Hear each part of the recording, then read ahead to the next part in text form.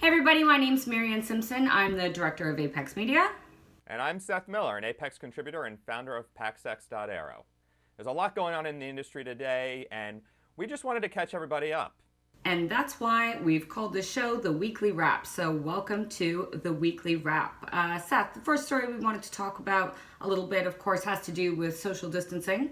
It's all the rage these days, and trying to figure out how to adapt from social distancing on the ground to social distancing on airplanes is really challenging. There's not a lot of space generally on planes, and coming up with sort of creative ways to adapt and make those seats a little more spacious, perhaps, especially challenging in economy class. So we've seen some interesting options from a few different vendors out there. One of them is the new seat from Aviointeriors called the Janus, named for a two-headed god or two-faced god. And it's a yin-yang sort of design. So passengers can face forward-backwards with the middle seat always facing backwards on a single-aisle plane.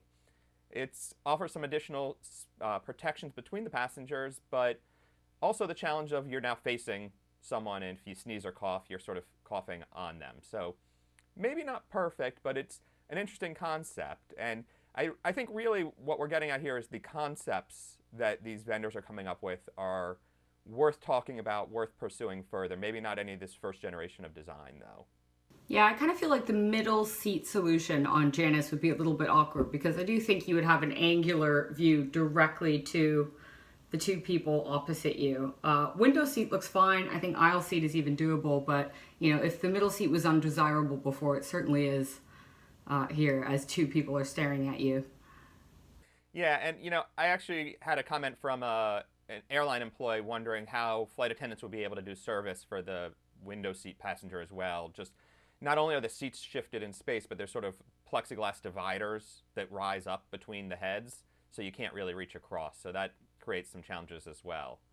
That S-shaped glass as well, I think, is a bit of a cleaning nightmare for the cleaning crews if they're meant to go in there and clean every inch of that glass, because we know the requirements are going to be a lot more stringent. That is a lot of additional surface in the cabin to try and get clean. Yeah, and disinfectant is already hard to come by. How much more are we going to need to produce to keep going at that? But there's another challenge is what the middle seat situation means and social distancing means for airlines in general. And earlier this week, IATA's Director General Alexandra Dejuniak basically said if airlines are forced to block middle seats, the low fare options disappear because there's costs involved in flying the planes, and you can't meet those with fewer passengers necessarily, at least not at those lower fares. And then a day later, Michael O'Leary from Ryanair followed up essentially saying, yeah, we're not going to return to flight if middle seats have to be blocked. So that's the other side of the coin here is, can the industry keep going with social distancing in force? But will he really not fly the planes if he's got to block the middle seats? What's he going to do with them? He is the same guy who threatened to charge for bathroom access. So Let's also talk about that other solution from Aviointeriors, the Glassafe solution. Looks like a little bit of a lighter retrofit. Obviously, it's not an entirely different configuration. What are your thoughts on that one? yeah, I think it's probably a little easier to implement, certainly. Can go on existing seats. It's relatively quick to install. We still have the challenges of extra surfaces for cleaning and questioning whether it really actually delivers additional protection for passengers. I mean, the airlines have been pretty aggressive in talking about the fact that with HEPA filters and the air conditioning systems on board, they're recycling air so quickly on the airplanes anyways that should help remove most of the potential contaminants.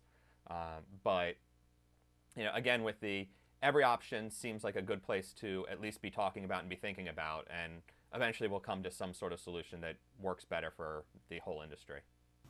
All right, but in the meantime, I think we're not quite at these solutions yet. But one thing we need right now, obviously, is more cargo capacity to bring in specialized equipment, medical equipment from place to place. And we've seen a number of really interesting solutions for this as well in the cabin.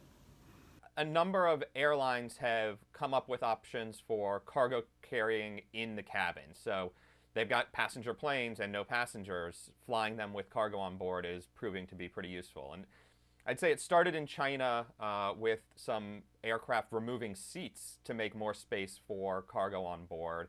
That spread to Europe. It spread to North America. Air Canada put some awesome pictures up of their 777s with no seats on board. Aegean has done that. Lufthansa now is doing it with some of their A330s. There's a lot of airlines pursuing this. One of the challenges there, though, is getting it done is sort of an ad hoc situation. There's no real global set of rules around what that needs to look like on board for safety. Obviously, we know there's load issues and trying to keep weight and balance right, and some fire suppression challenges as well. But no one's got a global set of standards for, yes, you can make these 6 changes or whatever, and it will be approved and ready to go. So that's proving really challenging for the industry. I know Lufthansa Technik is, spearheaded the modifications for Lufthansa and their A330s, but is also working on some STC setups, so it's a more set of standard guidelines for how that will work. So that's one interesting option. I like the HACO's solution. So HACO's come up with a couple different solutions for basically keeping the framework of the seats in the cabin and working the cargo into, some special units, strap down units around that. And one of their concepts is actually separating passengers throughout the cabin using cargo. And obviously, as we discussed earlier, there would be a lot of certification issues around this, but I think that's a really interesting solution to know that that space is not just being left empty. Yeah, and you've got, this is social distancing for a purpose, or with the value proposition. I'll say there's always the purpose of not dying, but the value proposition of you can social distance and carry extra cargo is a really interesting one. Mm-hmm. All right, moving along to, obviously, we're talking about getting passengers in the right frame of mind to potentially start traveling again by spacing them out. But another solution that ATPCO has come up with, they've assembled sort of a crisis squad to try and help airlines convince passengers to start booking again, or at least start thinking about booking again. And they've developed some reassurance metrics in addition to the traditional metrics, which would be things like seat pitch, size of your IFE screen, and things like that. Yeah, so that data that you get from ATPCO is what was Route Happy back in the day.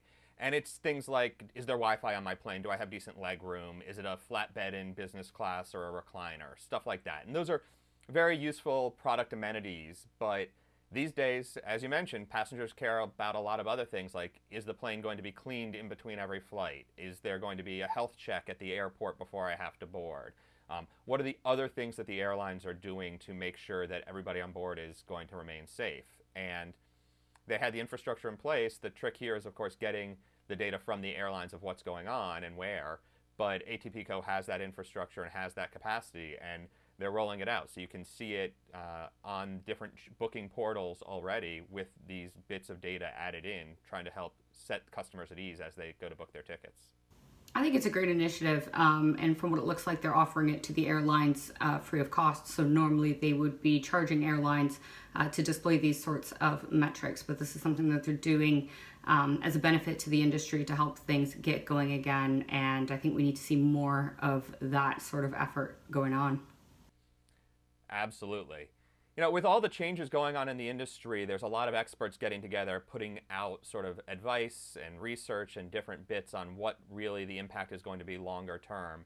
And we're fortunate to have Dr. Joe Leader, CEO of Apex and IFSA, join us to talk about some of the research put out by Future Travel Experience and Future Flight, a group that released the data earlier this week.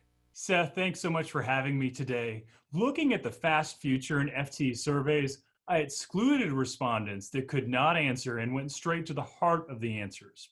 Approximately half of the survey respondents worldwide working for airlines and airports thought they would face over an 80% reduction in passenger traffic and also an 80% decrease in revenue from COVID-19. So with that bad news, let me share some good news. Over 75% of the respondents still believe in 5 key areas where airlines and airport spending will continue growing or remain the same despite all these headwinds from COVID-19. The winners during this challenging time include digital transformation, automation deployment of artificial intelligence, sustainability, environmental initiatives, innovation overall, and customer experience and service. That's great news for both Apex and IFSA members and their suppliers. So thanks so much for taking the time with me today.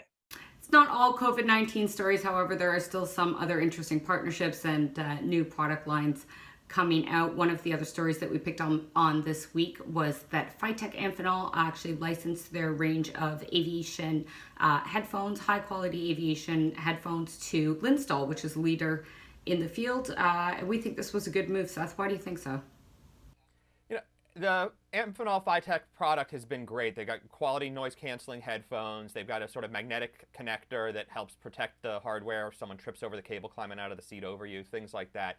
And they've been around for a number of years, but never really got the market penetration that perhaps they deserved. And Linstol, as you noted, has been around forever and is just a stronger brand on the airline marketing and sort of amenities side of the house. And so I think, with their capabilities on amenity kits and all those other things, adding this to their product line and sort of improving their headphones product line on the Linstol side brings some great opportunity. Sounds like a great fit. It does to me. And, there's also another joint venture going on. It was announced a little earlier in the month, but with Display Interactive and Eclipse Global Connectivity are trying to spread their wings, so to speak, and establish an in-flight connectivity offering in China. Now, the good news is China is arguably on the road to recovery economically faster because they were the first to go down with the COVID-19 pandemic. And that's a market where in-flight connectivity has very little penetration. In the domestic market, it's basically zero. So there's a lot of opportunity for growth there. Of course, you also have to deal with the fact that working in China is challenging, especially for a new operation. And coming up with something, out of the doldrums here that we're in could be really challenging as airlines are conserving cash. But it's another company that's really trying, and I think they deserve some recognition for that effort. Definitely. Difficult times, no matter what you're doing these days. Thank you so much, Seth, for joining us in this first episode of the Weekly Wrap. Thank you guys all for watching. Make sure you check in with us next week for the next episode. Subscribe, like, share, follow us both on social media, check out the websites, and we'll see you next time. Bye-bye.